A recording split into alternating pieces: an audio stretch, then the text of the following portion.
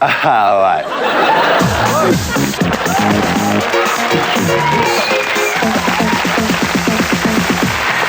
In April, BT are introducing charges for using directory inquiries. But what is the point when you can use the phone book, which you can also use to find people with funny names and ring them up with your mates giggling? 435-8228, Alan Smelly speaking. Oh, are you smelly? Is that a smelly? Am I talking to a smelly? Oh, dear. Hello, are you smelly? Yes. Well, have a bath then. That was the funniest thing ever. Now, who wants a curly whirly? People with names that might involve this kind of victimisation often try and avoid it by taking liberties with pronunciation. Hello, 435-1507, Mr. Wa-n-Kerr speaking.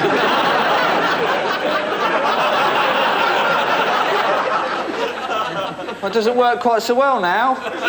A genuine one of these is there are people in the phone directory called Shuffle Bottom, but no matter how often or how late you ring them up, they will always insist on their name actually being Shooflay Botham. It's true, but it's definitely spelt Shuffle Bottom.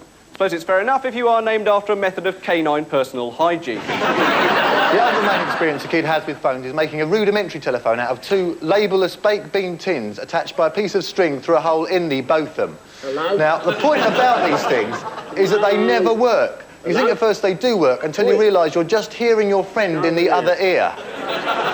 In fact, these were completely pointless, as by the time you got the string long enough not to hear your friend in the other ear, it was too long to carry the sound vibrations. Then all you might be able to make out was the sound of him getting run over in the road outside.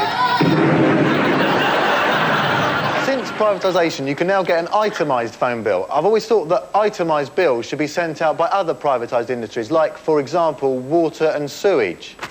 Darling, did you do 3 dumps on the 3rd of May? And I didn't have a curry on the 5th of June. That's it, we're going to have to get a logbook.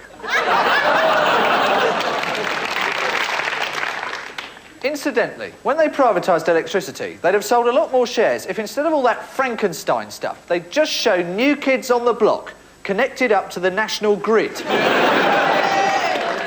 Your most valuable phone accessory is the answerphone, although not if you insist on putting a wacky outgoing message on it.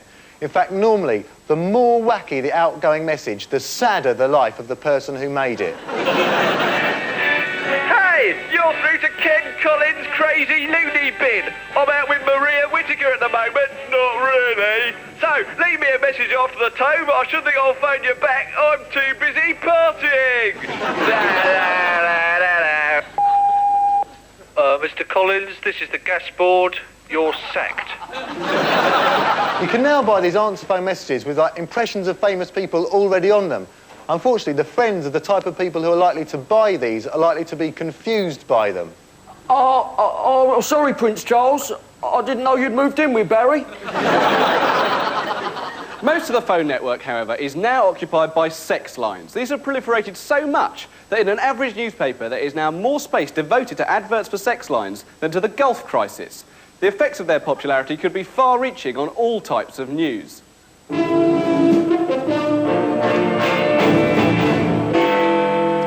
He wears her panties on 0898 444 444. I'll bend over so you can see on 0898 444 455. And on 0898 444 555, he's got a woman's name, Sandy. The point about 0898 numbers is that they have no sex in them at all. You're more likely to get a hard-on phoning the speaking clock.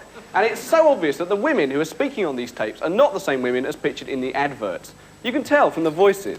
Let's phone one up now and put it through our studio speakers, right? This one is called I Am a Horny 18-Year-Old Virgin. Hello, one is a horny 18-year-old virgin.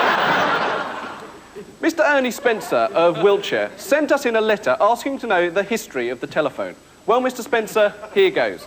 The first telephone conversation was conducted on February the 14th, 1876 by Alexander Graham Bell, a momentous day for telecommunications. This is Alexander Graham Bell speaking.